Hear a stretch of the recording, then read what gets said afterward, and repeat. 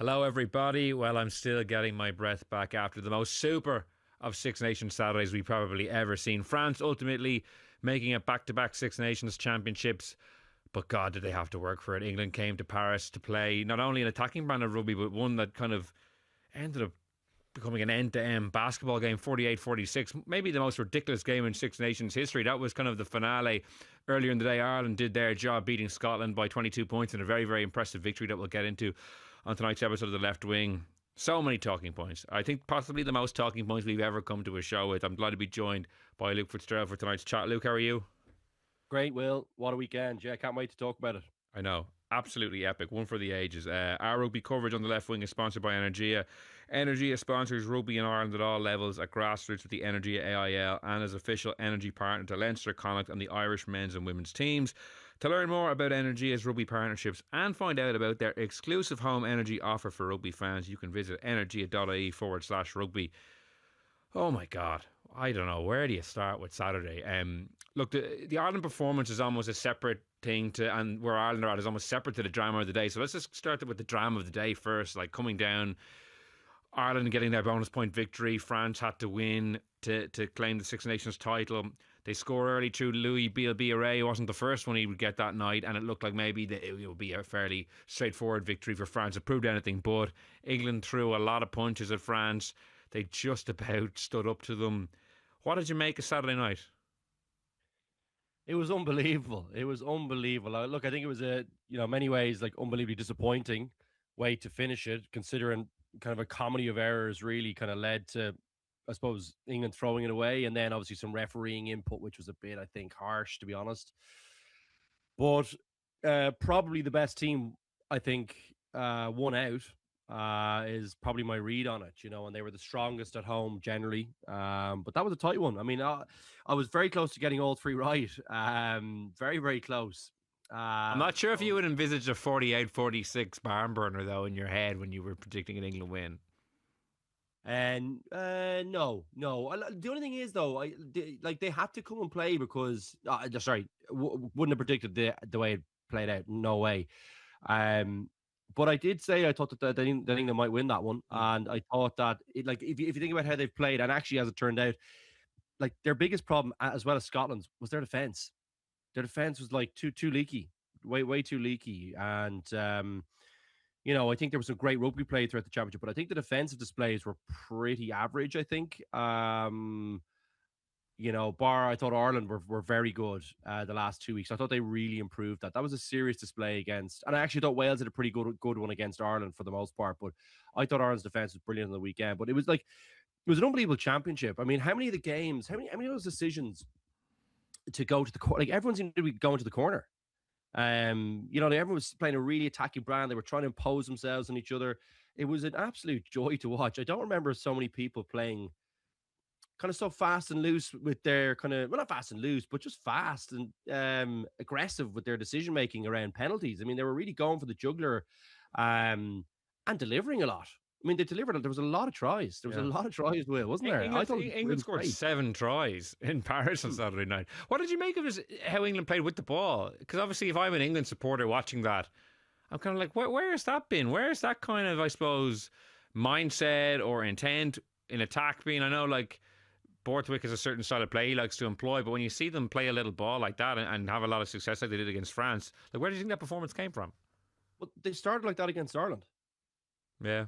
First they were brilliant. Honestly, they played some really, really lovely rugby at the start of that game. Ireland had a few unbelievable last-ditch moments close to their try line to hold England out. And that kind of, I think, for them, and we're getting, it's kind of a wider topic. If I don't know if we get to discuss England in that much depth, but to me, mentally is the biggest challenge for that team. And that was really clear because we talked about it after the Ireland game. Like their heads dipped so badly after they were so on top of Ireland. Once George Ford made those 2 mistakes and they got a few turnovers close to the line, defensively, they couldn't hold it together. And mentally, they're quite brittle, I think. I think they're a little bit brittle. I think they really need to work on that part of their game. If I was the England coach, that would be a big part of how I would be trying to attack England's issues, is how brittle seems. Is it strong? I don't know, but they definitely have an issue with it. They can't deal with much adversity and can't deal. Like, the way they finished out the game against France, bizarre. Like, they did some of the hard work, but then they made some mental errors at the end. I mean, wow. Really threw that game away, having played some magnificent rugby, like really, really great rugby. So yeah, I mean, I think there'll be a lot of soul searching in there. I think Borthwick's going to be under massive pressure. I think if he'd won, I think they would have said, okay, we've seen something. I think, and maybe they will do that. Maybe they'll still say, we've seen enough from that performance to think that this team can go somewhere in the future, like they're heading the right direction. But I have to say, mentally, you'd be tearing your hair out with them, wouldn't you? Yeah, well, they did do well on a couple of occasions in that game to fight their way back into it. They were down by double digits in the second half. Chesson got the interception, but obviously then, I know you were tweeting about it, like kind of running towards the corner flag instead of going towards the post was a bit of a killer. Like, it cost them 2 points. You'd like to think Finn Smith could slot that anyway, but he missed 2 conversions in the first half as well. But the penalty, the yellow card was loose, Will. Like, that's the thing that put them in that position, was the yellow card. Like, Aidan Murley's one. No, what was it? Yeah, no, it was Genge's one. Oh yeah, like, it was just so obvious. Like, sometimes you just have to accept that, like, the damage has been done before you get there. You're not going to be able to stop it here. They got a penalty try from it, and I think they got 2 more tries. If correct me if I'm wrong, I think they got 2. I think they got 3 tries during that period. Yeah. So it proper turned the match on its head, having been in a good position. So, like, to me, that was another mental error. And like, if they score that try, you still have 15 on the park. You're still in front at that stage, Will.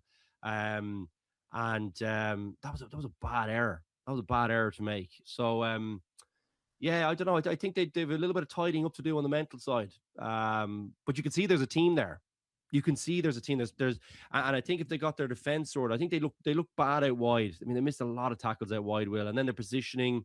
Guys getting drawn up too early. In attack, and the way the French just pick that apart. I mean, look, some of the kicking from the French. I know we'll talk about Ramos off the tee, I'm sure, and like that's what's ended up winning France the championship. Essentially, really, is him off the tee. But wow, some of the Jalibert's little chips in behind, chips over the top. Dupont, Ramos with the kicking, and Bielbarré was absolutely unstoppable when you give him like a sniff. He's just so quick. It's just I'm just like watching him. I was like, God, how do you like, if you're back, he was good at everything, Will, wasn't he? If you're a back three player, how are you kind of like trying to combat him getting in behind you like that? If you're you played on the wing, like, what if you're going up against him? How are you trying to combat him getting in behind you? Everything has to happen in front of you. Yeah. And that's why this defensive systems where you're coming up too hard. So, like, the only way that really works is if you put pressure on Jalibert. So if you think about the outside, well, maybe people will be watching this on, but if you think about the outside defenders for England, they were getting drawn forward too early, right? And that's fine, provided the inside defenders who are in front of, so Jalibert is here. That's fine if they keep coming up and putting pressure on Jalibert. But if they sit, and and that often happens when you have forward runners in front, or you have, a dummy play where France were kind of going out the back with the 2 centers. They were going at the back to Jalibert a bit. It's hard to keep coming forward there. Do you know what I mean? So what ends up happening then is he has time on the ball to make a decision whether he goes over the top or whether he puts one in behind you. And when your winger gets that high, your fullback also has to get high. And that's what happened. This massive, massive space behind it. It's just too far for the blindside winger to cover in behind the fullback when Bielbarré is just on it like a flash, So to me, yeah, you're always thinking with a fast guy, the last thing I want to be doing here is turning around. I've got to see everything in front of me. Everything with him is got to be in front of me. And anytime he's in open space, I'm trying to find someone to help me, to help me out, to defend someone like him, because he's probably the most dangerous man in world rugby, I think. I don't think that's saying too much. He's just like, he's unplayable at times, and particularly with these new defenses, like where you're coming up very high. If you don't get the interior coming up, it's game ball for him. And any little break they make behind for him as well. I just think they're kind of cerebral with him, aren't they? You see Dupont, whenever he makes a break, Jalibert, you see Ramos, like even Ramos has won against Ireland where he just clips it into the space. Like, It's like he doesn't even try and tackle. He very knows clever. To that. Oh, they're I think they're clever in how they're using him and trying to get, no surprise, you're trying to get your best players onto the ball. Like the Jalibert one in particular, like, I don't think he does that for any other winger necessarily. I don't think he necessarily goes to that option and tries to find that space and that time with any winger other than Bielbarré, who's so quick onto the ball. You have 4 tries on Saturday night. He scored in 10. So he scored in every Six Nations game last year. He scored in every Six Nations game this year. That was so he's now scored 18 tries in the Six Nations. Brian O'Driscoll has the record, which is 26, which could be broken next year. Like, he's only 22, and it could it could be broken next year. Like, one of O'Driscoll's long-standing records. Who, like, George North got kind of close. I think he finished with 23 when he retired. But Bia Bire, you'd assume could obliterate it potentially with the way he's playing. Sheehan might pass it too. yeah. I looked this up the other day because I was curious. I think it was Sheehan's 15th Six Nations try. More Six Nations tries than, who did I pick up? Vincent Clerc, Jason Robinson, Dominici, Ben Cohen, Shane Horgan, Tommy Bowe. More Six Nations tries than all these great wingers. And people might say, but sure, he's only at the back of a lot of mauls. But a lot of wingers are just catching the ball and running in from 5 metres themselves. So it's not as if every try a winger scores is spectacular either. So I don't think it's a ridiculous comparison. He's a great player and was really back to his best at the weekend, which we'll touch on later. You mentioned it earlier. Like, the last minute of that game was like the most kind of circusy, kind of crazy. Like, Pollock strips the ball, goes to throw an offload. Like, if he holds onto that ball, Ireland are probably Six Nations champions. Then the ball's bouncing around. If Murley dives on the ball, Ireland are probably Six Nations champions. He got away with murder. Like Pollock actually got killed for that. Yeah, and then even his fly hack. But even his fly hack, if Ardla Sogbe doesn't block the fly hack, Ireland are probably the Six Nations champions. You know, then it goes on. Why is he fly hacking it? Why is he fly hacking it? It's wild, isn't it? Yeah, I know. If he dives on that ball. And then obviously there was a bit of confusion around the high tackle. I initially thought he was calling it on the tackle where he puts his hand out, but I saw Brett Igo putting up a message saying it was actually a Trevor Davison high tackle from a couple of phases earlier, which does look like a high tackle, to be fair. But it was very poorly communicated, certainly on the TV broadcast. The referee didn't seem to have much clarity in the moment on who he was actually flagging either. So maybe that was the right decision in the end, but it was very poorly communicated, I thought, in real time. Then obviously Ramos ends up slotting the kick. You mentioned him, earlier. The importance of having a goal kicker like him. 8 out of 8 in a game where Finn Smith missed 3 kicks, and they were a lot of Bill B-Ray was scoring a lot of tries in the corner flag, they're always straight over the middle as well. Like, it's not as if he doesn't draw or fade them in. He just seems to have this ability just to ping them straight over the black spot. He's my player of the tournament because his kicking is amazing. He's X factor player in open play. His positional sense is good as well. We think of someone like Hugo Keenan as being brilliant in that regard, but Ramos I don't feel gets caught out much in the backfield either. I think he's like the complete full back now. I don't know. I thought he was like the key man in some ways. I know Bill B-Ray got 4 tries, but Ramos for me has been their best player in this tournament. Yeah, I think it's the kicking that takes it for me. Like, he's Johnny Wilkinson-esque. Like, he steps over the thing, it's nearly a sure thing. There was never any doubt. We were all there was 10 of us watching that game back in one of my mates' houses. Not one of your big Six Nations parties. Was there high stakes gambling? We were actually heading back, and we it's actually an ex Leinster colleague and school pal. So we were back there. We were 3 of us had kind of played professionally, so it was interesting to hear all the kind of different opinions at the table about the different parts of the match, and there was so much to talk about. But as soon as Ramos stepped over that kick, everyone in the room knew, like, this is a cert, So to have that in your team, it just gives you such an edge. And you even think about the kind of Ireland game and how that kind of how the kicks kind of played part, just at crucial junctures.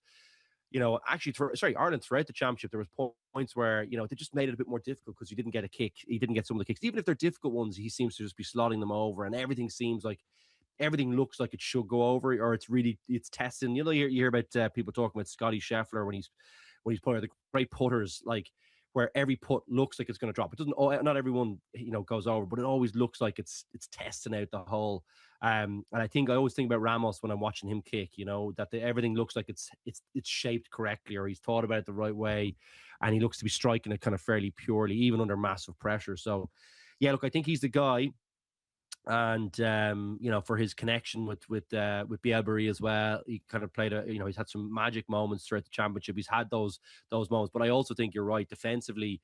I'm not sure he's the best tackler, but positionally and in the air, he was outstanding. And France were very hard to get at in the air throughout the championship. Really, the only time they got cleaned out was against Scotland, and that's where a lot of their trouble kind of came from, I think, and lots of teams, anyone who seemed to struggle in the air seemed to have a tough day out. That's still an unbelievably important facet of the game. I've definitely taken that from the championship, which I haven't heard many people talking about. But Ramos made things very neat and tidy back there as well, and as you say, positionally superb. So I would agree, he is. It'd be very hard not to give it to him. I just thought he was. They were able to build leads, and like if they got tries, it was sevens, not fives. And that's big. Like it is big when you think about it. It was something that impressed me from Finn Russell as well in the Aviva. Like he converted some tough touchline conversions as well, and his kicking has improved massively too. I know Crowley had a good day off the tee, to be fair, compared to maybe some of his trickier days earlier in the championship. He was good. I was really pleased for him. He looked like he got the technique down. There's a lot of chat in the media about that last week. I was really pleased for him. Because you'd love him to just kind of put that to bed, because I think he's been really key for in the turnaround for Ireland. Will, I really do. I think there's a reason Ireland were able to grind out some of the wins when they didn't play so great after the after the game in Paris. I think he's a factor in that, because defensively, he makes Ireland very stingy. He's a great tackler, very brave. But, also I thought he was very good in attack. I thought he simplified things down, played with a bit of pace himself and attacked the line, and led the team really well. I really think he showed up brilliantly under a lot of pressure. So pleased for Crowley, and the kicking's a big part of that, so good to see him finish on a strong note. Yeah, we'll get into Ireland more in a minute. Anything else? Like, what was your reflections on that kind of last minute from an England perspective? I can't believe Ireland were so close to winning the Six Nations. I think because Ireland were so unlikely to win it going into it, I never in my head really thought it was going to happen. That I suppose the fact that England actually threw it away, like Ireland had that Six Nations in their hands, and England with a couple of, as you say, harebrained moments, actually just threw it away. It's kind of, I think, reflecting on that last minute, you're just like, oh my God, like Ireland were actually like kind of ascending the steps, about to lift the trophy, and Henry Pollock's like, wow, I'm just going to throw this out the side door. Yeah, and he did so well to get that ball, So look, it was just so disappointing, and I think if we're being cold about it, I think it's a few mental lapses. I thought they panicked a bit and they kicked that one a little bit early. They definitely could have eked a bit more clock time out, but before they kicked it away. And we actually had a lot of discussions about that. Actually, all the rugby guys were thinking that, that was actually probably the right call. But on reflection, I was wondering, like, would you be better off going long with it and kind of getting a big chase rather than kind of going to compete?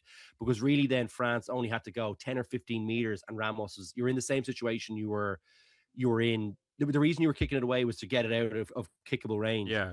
And you were kind of back there already pretty quickly, unless you got a really dominant hit. So I was kind of wondering, should that have gone down into the 22 and make them play all the way up, Will? Yeah, because I think a lot of people are criticising the kick in the first place, but I just think at that point in the game, rugby referees, and rightly so, do not like to see teams just like killing the clock and trying to grind it out. They're looking for any little ruck offence to ping you. So I actually think I don't see a world where England keep that ball for 2 minutes picking and going in their own territory and don't get penalised. I really don't. So yeah. I say maybe you question the length of the kick or what kind of kick it was, but I just think that's a really hairy game. I still think of Ireland versus New Zealand and Jack McGrath getting penalised back in 2013. Like, referees are always really hot because they don't want games to end with kind of a spectacle of teams just kind of picking and jamming. And I think, but the only other part of that is whether could they have been a bit more organised? Could they have taken another phase or two? Could they have taken another 30 seconds off the clock? I'm not saying the 2 minutes, but could you have done that? And maybe put yourself in a better position to go long and try and get them, try and catch them outside their 22, trying to make something special happen. Like make them make something special happen from distance when everyone's tired. Was probably how I felt about that one, Will.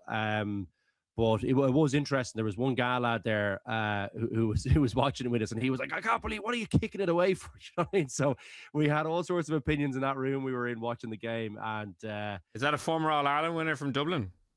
He's one of few, yeah. Yeah, I know who that is.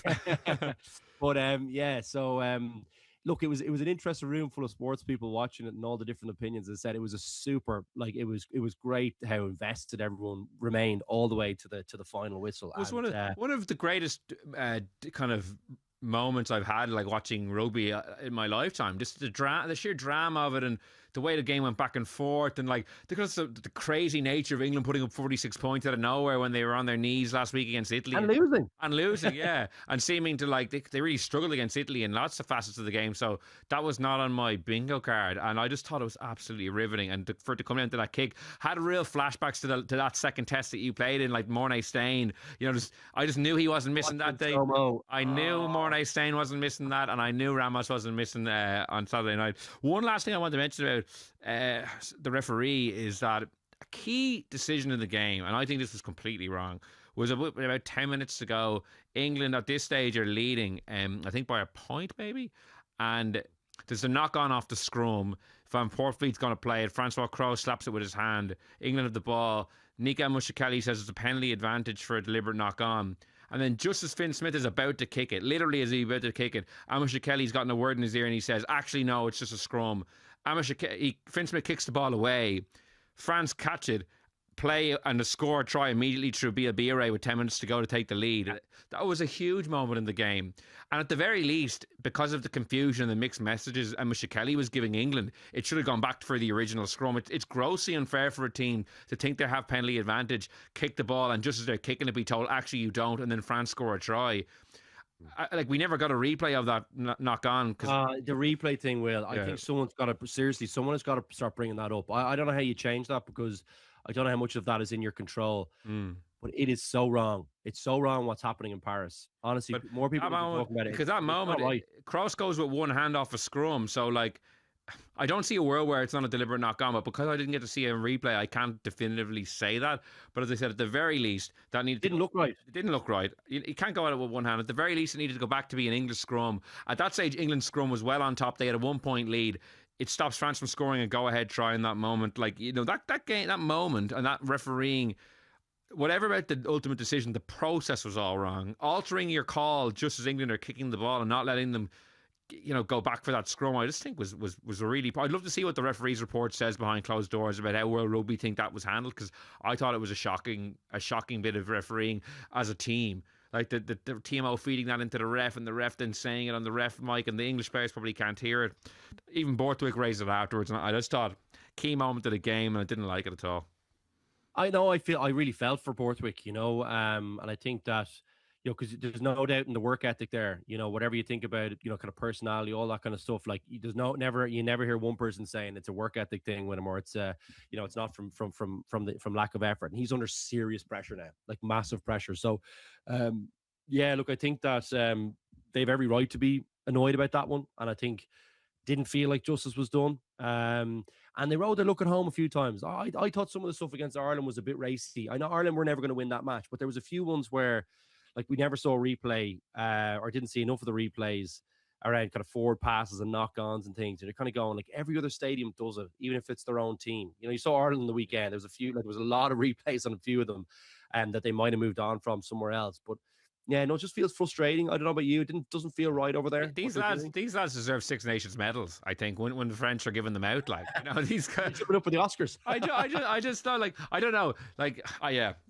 I feel like part of me is like, oh, we talk about this a lot, but it's so true. Like, these French games, like these replays just disappear. And whenever I tweet about it, there's always like one or two French fans who do a screenshot rightly of when Ireland played France in 2023, and James is always awarded a try in the corner when there's actually a replay that shows his foot is clearly in touch. That was wrong. I'm not going to defend. I don't know who was in charge of that replay. Mean you're wrong. Yeah, exactly. It's like, what about it? It's like, oh, but what about that one time it happened in Ireland? It's like, yeah, but it's like every single game in France, things don't get shown. So, look, that was just one thing that really bugged me, was that knock-on decision towards the end. But it was a great finish. France, I agree with you. I do think France were the best team across the 5 games. It would have been very strange for Ireland to kind of pip them when France absolutely stuffed Ireland in the first round. But I would love to see them play now. I think we're going to move on to it in a second, but I think Ireland have improved considerably. But yeah, that was events in Paris. Unbelievable finish to the championship. The first time the championship has probably ever been decided on the last kick of the game. I know, like, there's been Grand Slams, like we saw, like Stephen Jones almost scupper, but Ireland would have won the tournament anyway. But in terms of actually the destination of the trophy being decided, it was unbelievably dramatic. So that was events in Paris. Let's move on to Dublin after this break. Okay, so to events in Dublin earlier in the day, Luke. Ireland 43, Scotland 21. A performance that ticked probably every box you'd want to have seen from Ireland. Like, the scrum held up. Crowley's goal kicking was a lot better. The attack looked good. The two wings from Twickenham who were picked were kind of reminiscent of that performance. Very busy, very involved, both getting on the score sheet. Thought the defence, even though Scotland scored some good tries, I thought the defence, put in some big hits and fronted up pretty well. Thought the bench was brilliant. I thought it was almost like a bit of a bomber squad, the way Andy Farrell unloaded them all at once. The questions we were batting around about Bundy Aki, I think he played really impactfully and kind of answered the question I would have had, I suppose. Some of the forwards, Dan Sheehan was back to his best. Doris was amazing. Tariq Byrne was brilliant. I don't know. You could probably talk about a million things, but it was just a really, really good performance to finish the championship. It was, and I'm actually going to start it in kind of an unusual way. I thought Scotland were really good.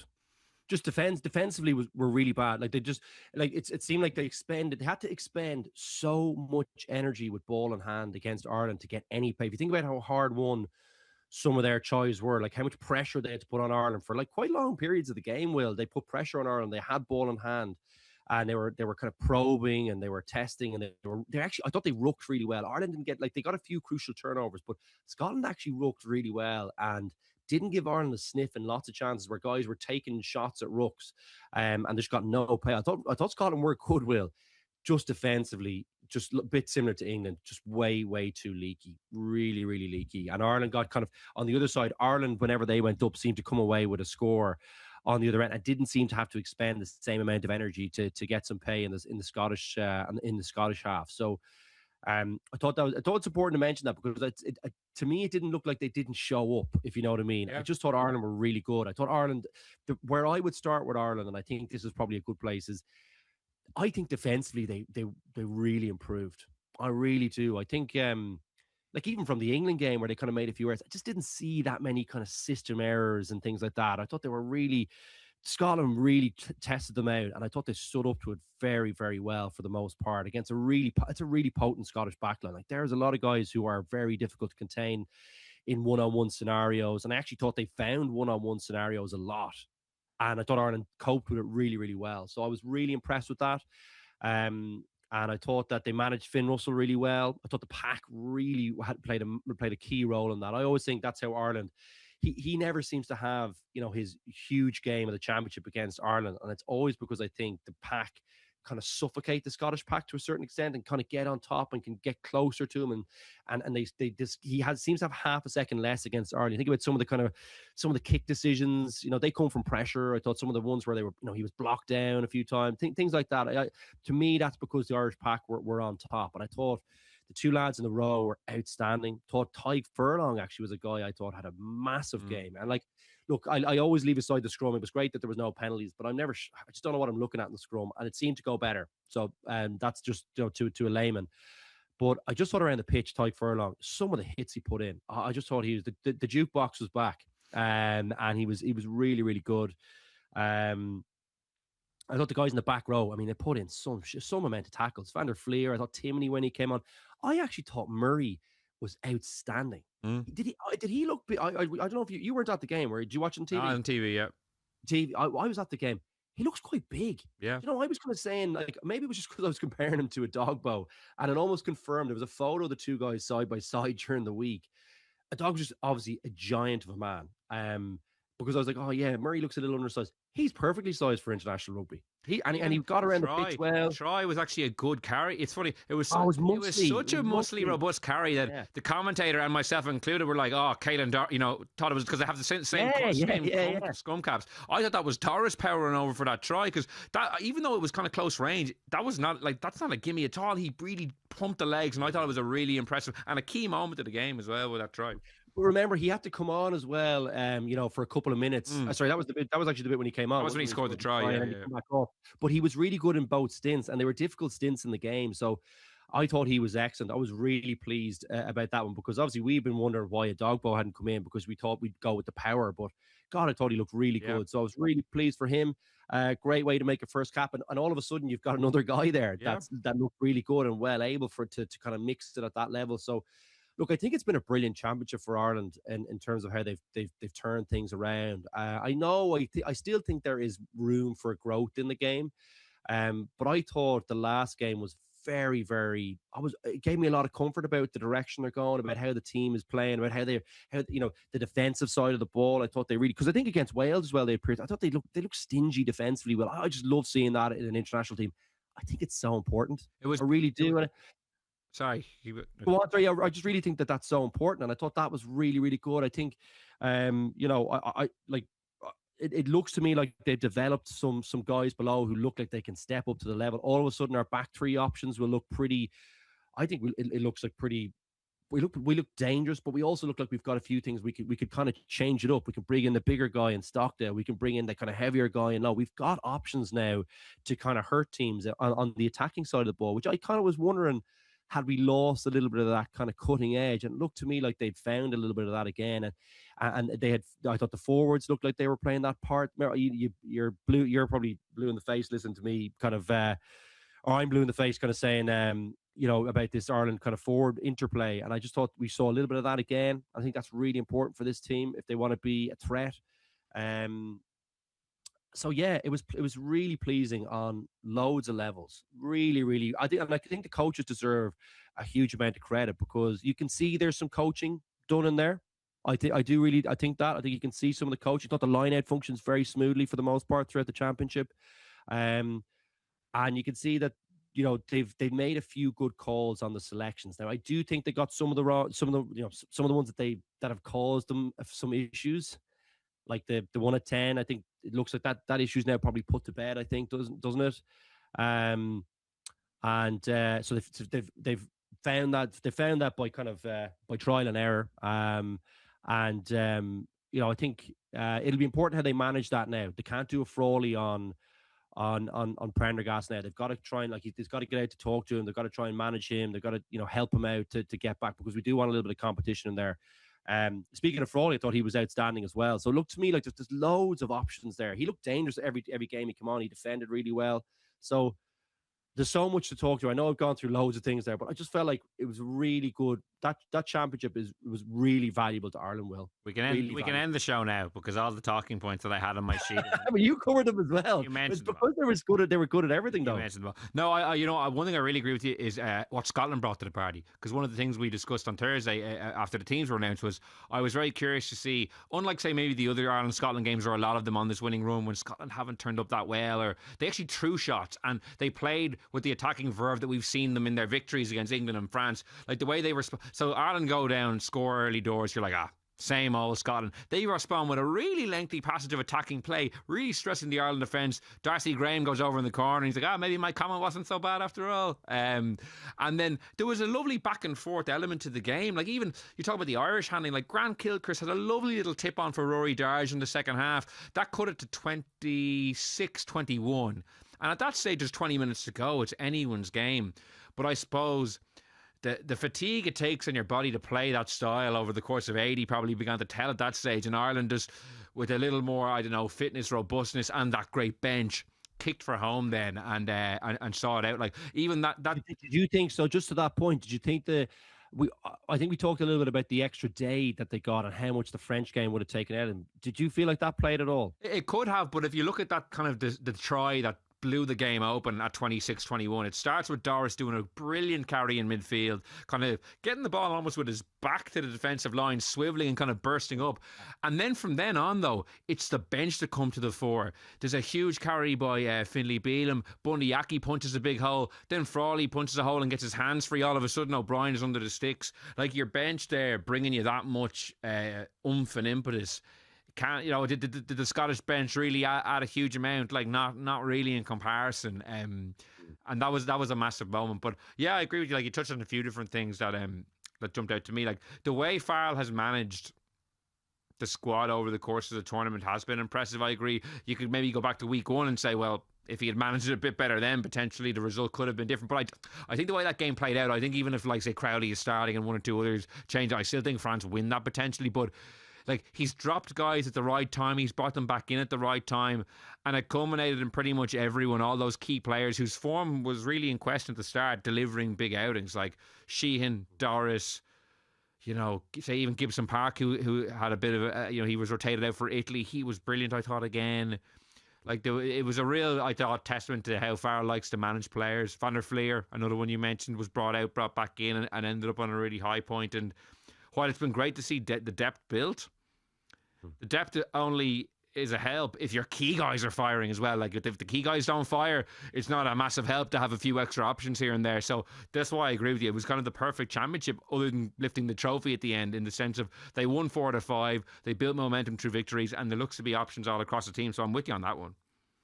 I did wonder if the 2 guys in the row was a bigger loss than we kind of had anticipated. I thought Brown and Cumming, because to me, I thought like McCarthy had some big moments, but like Byrne was mercurial. Like I did think he was the key guy in the game. You know, he looks like he is back to me. Like he had those moments where he just had those turnovers where, you know, and Ireland only needed 1 or 2, and they only got 1 or 2 because I thought Scotland were really good at the breakdown, really accurate. They got numbers in quickly. Their body positions were great. Like they looked like they were aware to Ireland's, like it's a big threat of Ireland.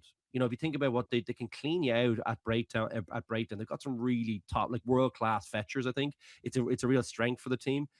And I thought they looked really aware of that, and they dealt with it really well for the most part. But Byrne was just, he had a few of those ones where he just hung tough and timed it well, and because we've given him a little bit of stick here and there, and rightly so. I think for some of the ones at Munster where he's kind of over competing at times, because maybe it's because he takes on a bigger role there, but he looks to me like he was picking his times to do that a little bit better and delivering. You know, that's the key thing. If you're going to get in there, he delivered, and he was so important. Will, I think Doris seems like a cerebral guy. Like he went on a silent retreat, I think, didn't he, in California during the summer, or definitely some sort of retreat in California, and he came back with like a braid in his hair. He did a bit of that with the reps. Yeah, exactly. Maybe that was the learning. But he's clearly a thoughtful fella, and interesting to see he's trying to work on that side of his game, because it's maybe a missing piece. Because I thought he was absolutely brilliant maybe his best game for Ireland. I thought he was everywhere. I thought he was so good, really good with the ball in hand.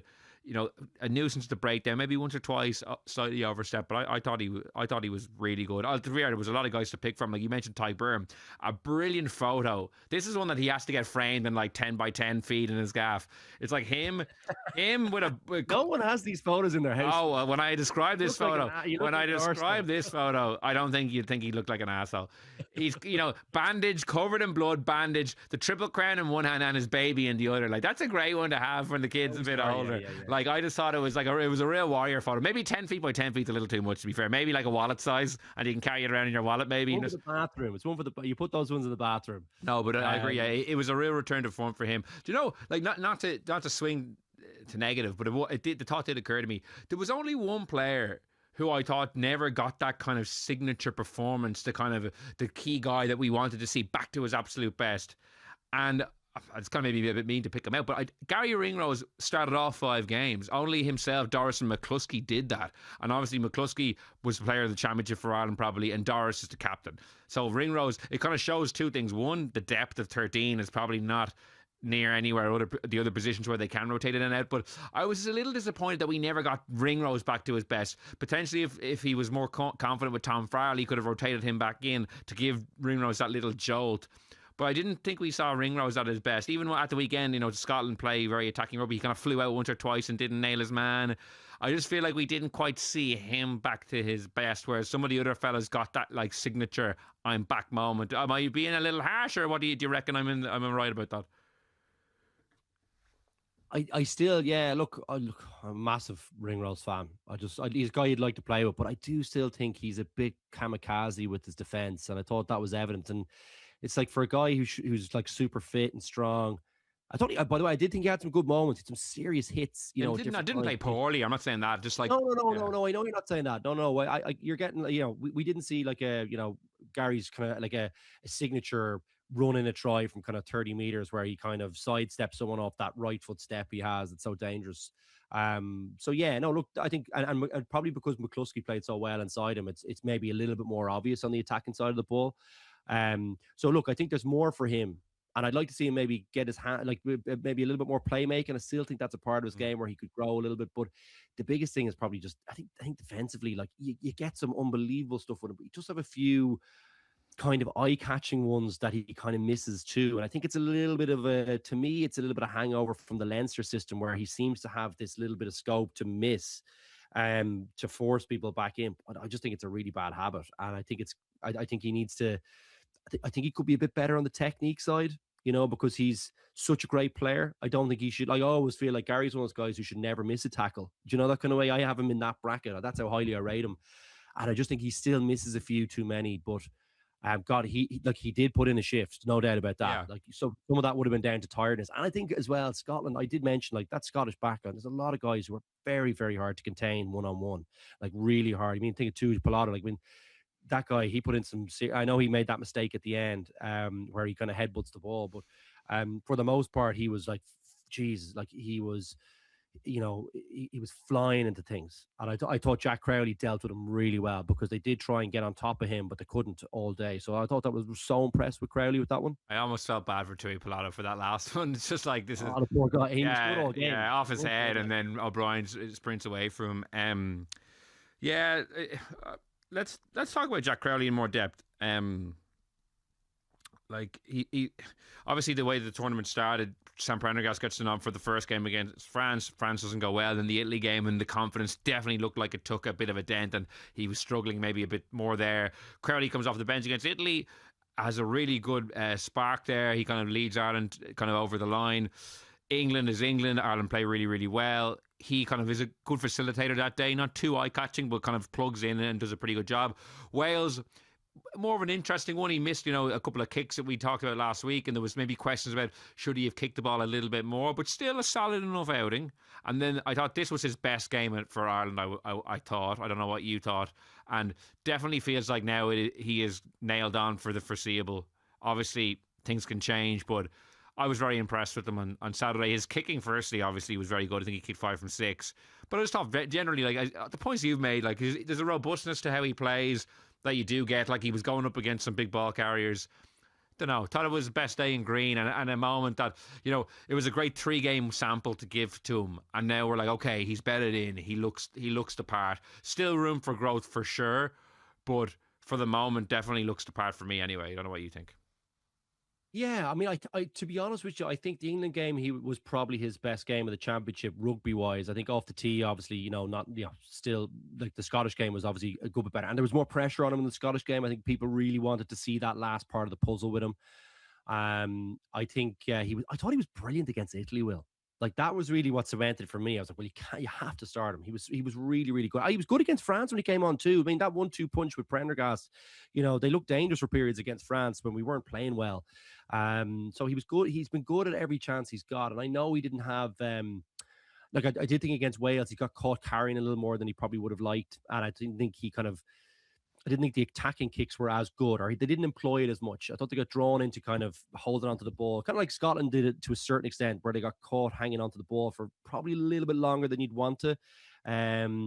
It just burns your forwards a bit, trying to get around the corner, and it puts a lot of pressure on you to kind of be good for longer periods. And I thought he got drawn into that a bit, but lots of Irish out halves have got drawn into that against Wales. So I'm not going to be too critical of him on that one, but he was really good on the weekend. Will, he looked really assured.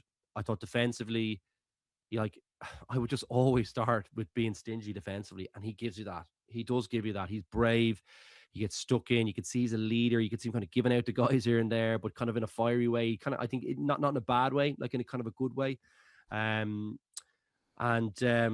He is an absolute cert for that 10 jersey. I think, we never got to see Byrne, which is a little bit of a shame. I think it's a little bit of a shame. I would like to know a little bit about what Byrne would have looked like in the pitch with the team. That still to me is maybe an untapped resource. So we kind of know what Prendergast looks like, but we don't really have a clue what Byrne would have done with that team playing a little bit better. How he would have looked. So that is maybe one of the only losses in the championship for me, is that they kind of kept Prendergast in when really I think he was struggling. And I thought Byrne would have been the guy I would have been going with in the first match anyway. Byrne was the guy I would have selected in the first match. Will. What about Frawley? I thought was brilliant. I thought the last 3 weeks, and obviously he wasn't playing 10. He didn't play 10, you see. But even I know he didn't play 10, but the kind of the playmaking piece is translatable back to 10. I know he was a second playmaker, but the way he was moving the ball I feel like that can be, is that not something that it isn't. I think that's a big role for him. I think yes. So that is one thing I would definitely like to have had a better look at, just some of the other options, because look, by no means is this thing over for Prendergast. I'm not that's far from what I'm saying, but I just, in light of kind of the depth that we developed in the other positions, I just felt like it would have been nice to see someone else somewhere, whether that was for. I don't think Prendergast should have started that Italian match. Yeah. That was a mistake, I thought. Crowley should have started that one, right? And then what I think should have happened probably was that you got maybe 20 minutes. You should have got the flip with someone else. You could have got Byrne playing 20 minutes against Italy at the end, and maybe we would have seen something a bit different. I'm not saying it plays out the exact same way. We might have been in a better position also against Italy, but that's a different conversation, right? But it's one of the unknowns from the championship now is who else comes in there. And it's not because Prendergast is such a big drop off, but like he didn't use him on the bench. So that tells me he's gone a little cold on him and he feels like there's a bit more work to be done back at Leinster before he kind of brings him back into the fold, probably. I don't know. Is that fair? Yeah. Is that fair? It's funny because my thing about out half depth with Ireland, I'm like, well, I'm happy just to have one good one at the moment. You know, like before the championship. I know you need before the championship. I didn't know if Ireland had one good out half that you could trust to start and play well and be a net positive rather than a net zero or even a net negative. Whereas I think by the end of the championship, Crowley was for me definitely a net positive. I suppose the Frawley piece of it is more as we put back on our provincial hats and look towards the rest of the club season, and you're thinking, okay, like Leinster are going to what's going to the head? I just kind of going, what? Where are we now? So Leinster, because Leinster this week, but this weekend, Leinster are going to Glasgow, which I know it's in the shadow of the Six Nations, but that's like the 1 and 2 or 1 and 3 in the league, and that could end up being very decisive. So like Leo Cullen has Sam Prendergast, a guy who he didn't initially want to start, then started after Ireland started him, then dropped him for Harry Byrne. Harry Byrne is in the mix as well. And Frawley, a guy who's leaving at the end of the season to go to Connacht now, but like looked very, very impressive in the last couple of games for Ireland. So I'll be fascinated to see with some Champions Cup games coming up at Easter Sunday, Leinster play Edinburgh, like how that plays out over the next couple of weeks, because Leinster have not often got this decision right. And now there's three. I think when having three in the mix, I can only imagine what way they might go and what they might do. Well, but to me, it's absolutely clear now. Like so, particularly against Glasgow, and you think about like there's a lot of Glasgow lads. You know, they're I don't. Maybe they won't be playing. They won't be playing. Yeah, they won't be playing. But sorry, but like say, look, let's say everyone's on the pitch for this game. Will right for Glasgow.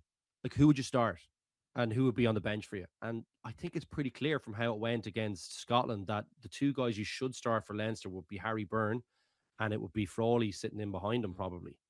And I would even argue that like you'd nearly try and find a place for Frawley on the pitch because his defense was like he made a few brilliant tackles when he was on the pitch, Will, but also I thought an attack. Yeah. Did you think he looked dangerous? I thought he looked confident. He looked confident. Yeah. Like that was the first time to me he's looked like that since the All Blacks. 20 minutes he got against the All Blacks. Yeah. Like that, you're going back almost 2 years or 18 months. Even like that little the thrust he inserted into the line and freeing the hands and finding O'Brien. That's a guy who has confidence, and that comes from going to Twickenham and getting a nice little cameo and getting like his eye back in. And so I'd be very fascinated to see how he's used. I think the best use of him for Leinster is probably on the bench, and I mean that in a positive way, is in because he's adding a lot of value at the moment, and Leinster have. But you're bringing him on. Yeah, you're bringing him on, and you're using him. You're not doing like someone's getting injured. There was 2 Champions Cup finals where he sat on the bench and didn't play a minute in 2022 and 2023. I think this time around, if he's on the bench, he's a live option to play fullback, to play 10, to maybe even play 12.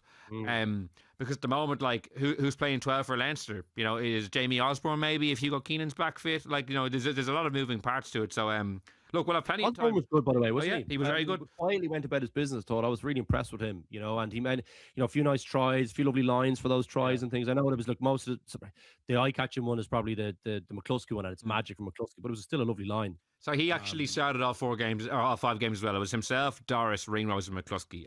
When I mentioned earlier, I omitted Osborne. And for a guy who was stepping in for Hugo Keenan, a guy who's always played well at fullback for Ireland, I thought he had a very good championship. Grew into the championship as well. And by the end of it, now it's just fascinating to see where they find a place for him at Leinster, because if Keenan is fit, do you put him at number 12 potentially? I think that maybe be a good best. I like him in there. I think he's a good athlete. He's actually a lovely passer of the ball. And you can see he looks strong. Did you kind of see him taking a few nice hits even for his try against England? I thought he looked very strong.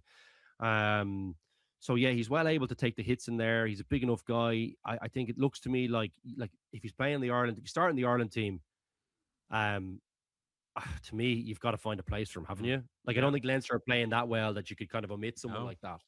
So And it gives you like a bit of firepower in there as well because he's got that bit of pace. Like he's a back three player. So yeah, and you could use him as well. You could use him to chase the ball as well. Like he's a nice. I know you can use Henshaw for that too, but I think you can use Osborne in an attacking sense from if things aren't going well, because I think that's been a really important part of this championship is how you kick chased. Yeah. Or either how you defended it or how you chased it. Like all the teams who did well in, you think about Scotland, France, you think about Ireland against England. You think about how France defended against Ireland the first game in terms of the attacking kicks. All those teams come out on the right side of the result. So it's still a really crucial part of the game, I think. And having, you could use him quite well in there. I know they use Ringrose a bit, but like Osborne is a proper operator in the air. So I could see lots of good reasons to use him in there, but I would find a place for him is the key thing. Well, so say if Ireland are playing a match in the morning and Hugo Keenan is fit, Jamie Osborne is fit, Robert Balakoon is fit, Mac Hansen is fit, Tommy O'Brien is fit, James Lowe is fit. If they're all fit, who's your back three? Oh, well, Jesus. All of a sudden, we have options up to our eyeballs. I'm like, these are all good problems. Yeah, for so long it was the Keenan, Hansen, Lowe, and it was a phenomenal back three. But now there's a full new back three. Like who you starting? I don't think you can drop Balakoon. I don't. Or really just the pace. It's just a pace, and then I don't know. I like having the left boot of Lowe. I like that. I like Stockdale's left boot, but I think you've got to have Tommy O'Brien in there. Just for the pace, and you get a bit of physicality at him as well. Defense, he put in a few great hits in the weekend. And I think for me, I think it is Keenan back in. Yeah, just by a hair though. It's pretty tight with Osborne, and Hansen. It's fair. Like Hansen is certainly a live option in there. I love Hansen I like the idea of Hansen wearing the 23 jersey as well, by the way. Like he's such an X-factor player and he can cover a couple of different positions that I feel like throwing him, we were talking about the back three player not really getting much of a shake when it comes to the 23 jersey. I'd love the idea of throwing him on for 20 minutes when the game is breaking up and him bringing he can just go have a free roll, do whatever you want. And what I like about these options, and to say to someone like Jacob Stockdale as well, who I didn't mention, who maybe is a little further away in my mind than some of the other lads, they're kind of different kinds of players as well. So like depending on the assignment or what you want to do, you have different options, which is not something. Low would be a nightmare. Imagine you're tired and you're kind of going like, and he brings, he's got that weight and he's got the little bit of footwork and the offloading and the big boot, Yeah, you certainly do have options. I agree with you. Sorry, I know I cut across you there, but that's fine. It's interesting to talk about those options now from a position where we were kind of going, Ireland don't produce. Remember, like last year we were saying Ireland don't produce back three players, and all of a sudden you've got, and then you've got Cunningham up north. Well, looks good. You've got a few guys who are looking pretty tasty. So a few young lads. That look like serious athletes kind of all of a sudden developing. We haven't talked about Nash at all. So yeah, I don't know. All of a sudden we look like we've got a good bit of depth there and pace and power. Like I thought Balakoon, for all the pace, like he looks strong as well, didn't he? Like even in the tackle, he had a few good tackles as well. What did you make of his try? Like and that set piece? Like the Scottish defence were so narrow. Like Blair Kinghorn. Like, what did you make of that? I know you're very hot in defence. I'll be interested. By McCluskey over the top. First of all, it was McCluskey, wasn't it? Yeah, McCluskey, and off his bad hand as well. Yeah, it was a lovely bit of play. Yeah, good quick decision making. It was very obvious, really obvious. I thought the wingers, the Scottish wingers. We talked about the England's defence, but the Scottish wingers are doing kind of some similar stuff at times. Just kind of getting caught in no man's land, getting dragged up into positions where the ball carrier still has enough time to get it, like to make a call on it, and change his pass or change. He can go to his second option, which is, for in the England match it was Jalabert going to his third option, where or maybe his second option was a kick. They're the ones you don't want to be getting drawn up. That's the ones where you need to kind of hold your ground and make sure you can kind of do a bit of everything. But in the modern defenses, it's way more difficult because they're trying to drag you up. So I thought that was some bad defense. Like they made it very obvious. And then like if you're going to do that defense, Will, and you're going to be high, your blindside winger, like Darcy Graham has got, like that can't be, you've got to make him do something magic. And he didn't really, he kind of hesitated a little bit, but then he just goes, well, I think I'm just getting there if I pin the ears back.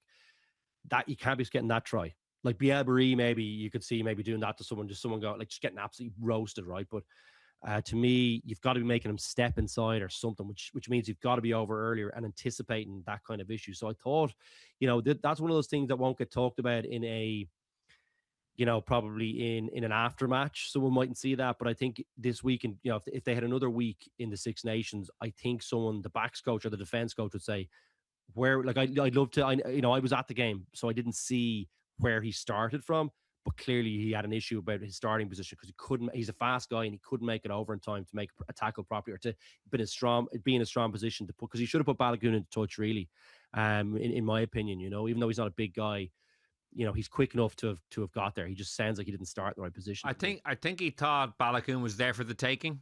I think that's what he thought. I don't think he thought it was as quick as he was. Yeah. There was a bit of that too, but I was actually referring to his pre-match comment when I said that. I don't think. Sorry, missed that. But yeah, no, look, it was good on both ends of the ball. Balogun to go, because it's a risk to go for that corner rather than stepping back in, Yeah. And it was good to see that, and then good strength to finish it. But also, I think like Graham I'd be disappointed if I was Darcy Graham, not making him make a special step, make him do something special to beat you at least, rather than just pin the ears back. It felt a bit too simple to me. One bit of play I actually just want to single out as well was Ireland's first try. Like Doris's little pullback around the line, Ireland just completely pulled Scotland apart. There was a beautiful bit of play. Like they did 100% Doris. They thought he was going to carry hard into the line. Last second with a beautiful little pullback and putting Osborne under the sticks.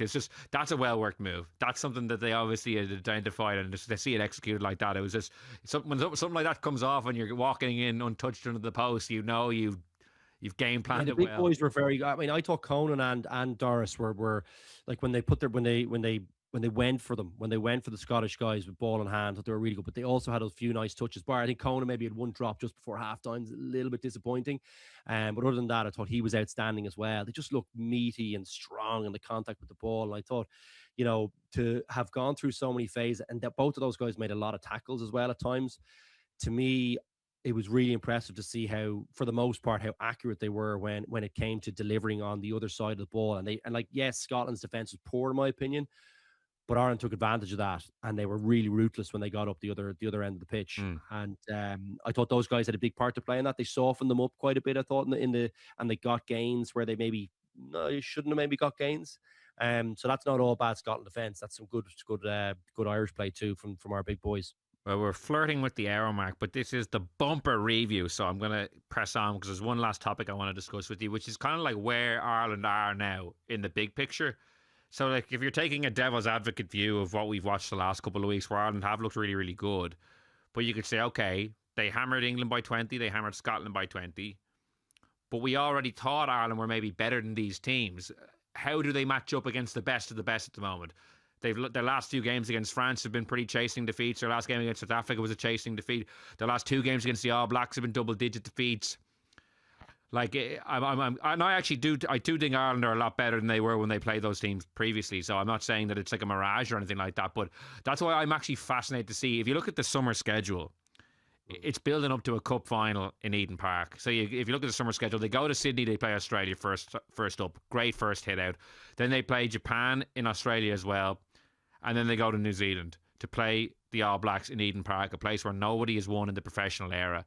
And the All Blacks games have come at times of the season where Ireland have played very little rugby. In particular, Chicago this year was a joke. Took the point out of my. So, like, I feel like I want, like, and like, I don't want to be like, oh, look, the only reason Ireland lost is because of that. Because look, New Zealand came and they played and they won. So look, fair play to them for that. And the year before, Ireland had played a little bit more rugby and they lost it by double digits as well. But this time, I think it will be a lot more, hopefully, accurate as to where Ireland really are at compared to the All Blacks. It's in Eden Park. So I'm looking, and then in November they have South Africa back in Dublin. I want to see Ireland now to kick on and see where they really rank, because while they've been great the last couple of weeks, maybe all it's really cemented in some ways is that Ireland are still in the top four, but how close are they to the top three? We've yet to really know. So that's why summer first, then November. I can't wait to see Ireland match up against the teams that they've struggled against in the last, say, 18 months or so. Yeah, and as you said, I think it's like one of the things that is interesting is, they've gotten off to really bad starts when they've come together quickly.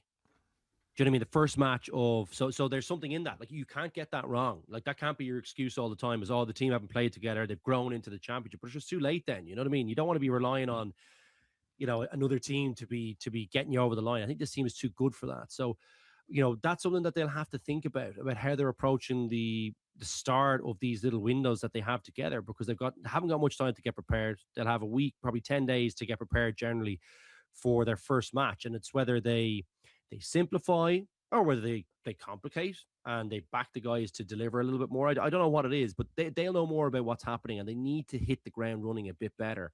So whether that's, a focus maybe, before they get into camp, whether they're kind of, getting into guys' heads and talking to them about how they're thinking about playing the game, or they have a really clear period, whatever it is, they need to approach the windows better. They need to hit the ground running better. I do think that the 10 thing will help in that it looks to me like, we would have said last November that it looked like Crowley was a clear head and shoulders above, but I think, he looks like he's in a better place now. It's just whether he can maintain that with Munster, because they look to be under a little bit of pressure now. And, how will things go when he's back there, Will? That kind of way, like he's going into a more difficult environment. You saw how he played before Six Nations. He was taking on too much, and he was kind of, wasn't organising the team like he was organising the Irish team. He was struggling with off the tee. So what happens now when he goes back? Does he maintain, or does he create more doubt when he comes back in by playing a team that's not playing as well, or not playing well himself, whatever it is? And is that issue then a live issue the next time he comes back into camp? Do you know what I mean? So that's something that I think has really helped the team, is that part looks settled, because I think it helps them on a few fronts. I won't cover that all ground. I just prefer him in there. So how does he go? I think that's important. You would hope that the injury crisis should have been really beneficial for this Ireland team. You know what I mean? We know we can go to more guys. You'd hope all those guys who come in now go back to their provinces, and they actually play better with more kind of renewed confidence, and them being able to sit at the top table of rugby, and they go back to a level below that. And can they really make an impact? Can they kick on and come into camp in a better place, more confident, rather than kind of the Irish coaches having to build them up? So these are all things that we'd kind of be watching when they come in. But I agree, it looks like it's set up really nicely for the team to attack that Eden Park test, but also hopefully, I think, to do better against South Africa. I take more comfort from. I'd like to see a good performance at Eden Park. I'd like to see them win the thing. Being the first team to win in Eden Park would be unbelievable. No, sorry, I'm not that's a carrot. Yeah. But to be honest with you, Will, the most concerning match we've had was that South African one. That was concerning to me, watching that one. They just looked like on a complete other level. So to me, that's the one I probably will be watching the closest. Yeah. I do think they need to play well against New Zealand, but that was the most concerning for me. I was kind of going, geez, we look like we had an edge on South Africa, or at least not an edge. We were kind of nearly their bogey team to a certain extent. So what happened in the World Cup? Like the only team to beat them in the World Cup, and we looked like it was a really tight match, but it looked like it was really hotly contested, and it didn't look hotly contested in November.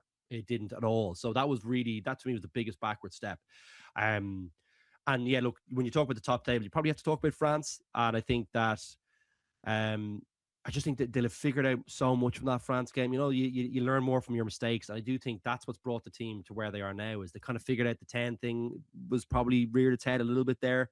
And I think they figured out, because you saw the growth against England about how the team were attacking and how important the forwards are to that attack.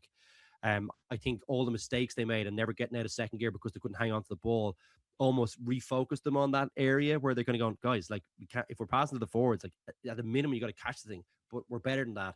We should be interplaying there. That's a strength. That has been a strength for this team. So, they almost fell into it because of the French thing. So I think we'll get to see them there. I think they are closer to France than we thought at the start of the tournament. I definitely believe that. I'd love to see them play them now. I think that'd be a way better match. But it's the South Africa one that I'd love to see. That's the one I'll be watching the closest. Well, I know Eden Park is what a carrot to have, but can they hit the ground running? Can they do well in Eden Park? Can they compete against South Africa again? A lot of rugby to be played between now and South Africa. I think they play 3 matches in the summer, then another 2 in Dublin in November, and then South Africa. And then there's the final round in Twickenham as well, where they might play South Africa again, or the All Blacks again, or we don't know. So yeah, look, ultimately, we're in a lot more positive place at the end of the Six Nations than we were at the start, certainly at the end of round 1. Not only, as we mentioned, has there been lots of depth built, but the key guys with the question marks as to whether they could still reach the peak, they showed on a couple of occasions that they still can. We never mentioned the Lions thing, Will. Do you think about the Lions thing at all? Like, I think it is difficult to do that.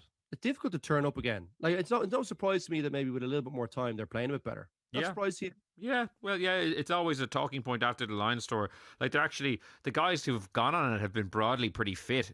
In the sense that like sometimes guys come back and pick up an injury and are out for long times. These guys have actually broadly been playing pretty consistently, and it's hard to know how it affects it. It's not something you can tangibly pinpoint in some ways, but certainly now I'll be interested to see how they take this back into the club form, because the club form, people remember, the club form around January, December was alarming in some instances, or maybe alarming is too strong, but it was certainly very spotty. That's why we went into France with such trepidation, because we were saying not only do France look strong, not only do Ireland have injuries, but the guys who are there, they're not playing very well. Whereas by the end of the championship, between their own personal responsibility, Farrell pulling a few levers, the collective just generally building as the tournament goes on, they certainly finish with a really good performance, and makes it very interesting for the summer, as we mentioned, but even, as I said, the rest of the club season. So that's all we have time for on this bumper review Six Nations episode of the Left Wing Podcast, sponsored by Energia. That's our 9th Six Nations we've done on the Left Wing Podcast since we began. Feels like only yesterday. Feels like only yesterday. Look, hopefully we make it back for the 10th one next year. But we're not going anywhere, of course. We'll be back next week, as we are, as always. Looking forward to getting back into provincial rugby as well. Some big games this weekend: Ulster, Connacht on Friday, Leinster, Glasgow as well. As I said, a top of the table clash, or near the top of the table, and it won't be long before Champions Cup is around the corner, which is always an enjoyable time of year, albeit only the one Irish team this year. But look, I've gone on long enough. Thanks so much for listening this week, and we'll see you again next week.